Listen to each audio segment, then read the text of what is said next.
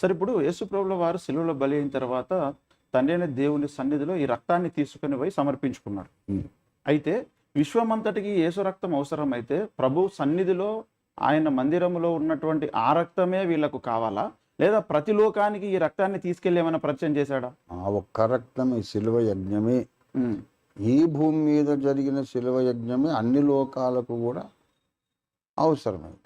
దీని మీద వాళ్ళు ఓన్లీ విశ్వసిస్తే సరిపోతుందా? ఆ రక్తాన్ని మనం వాళ్ళు ముట్టుకోవాలా? కేవలం విశ్వసిస్తే చాలు. కొలస్సీ 1:19 అదే కదా అంటాడు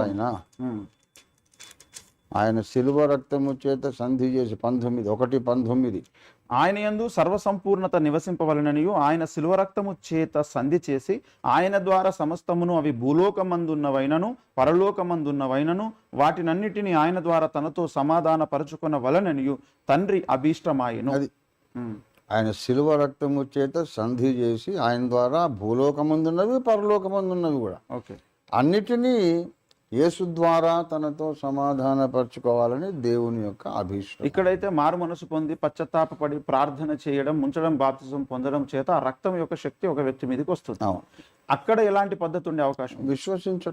విశ్వసించడము, అంగీకరించడం. ఎందుకంటే వాళ్ళకు జన్మ పాపం అది లేదుగా.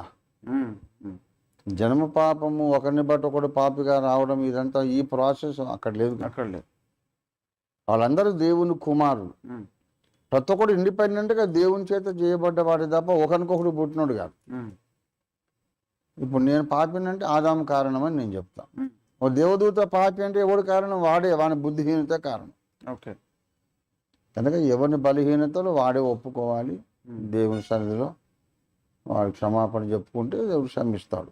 ఆ క్షమాపణకు ఆధారము ఈ భూమి మీద జరిగిన యజ్ఞమే. అందుకే భూలోకమును సృష్టించుట అనగా యజ్ఞ వేదికను సృష్టించుట, భూలోకమును సృష్టించుట అనగా విశ్వం కొరకు బలిపీఠమును సృష్టించుట. అందుకే భూమిని పునాది వేసినప్పుడు దేవదూతలందరూ వచ్చి జయధ్వనులు చేశారు. ఈ భూమి మీద యజ్ఞ పశువుగా యేసు పుట్టినప్పుడు మళ్ళా దేవదూతలు వచ్చి ఆనందగానాలు చేశారు. ఈ భూమి దాని మీద జరిగిన యజ్ఞం అన్ని లోకాలకు ప్రయోజనకరం.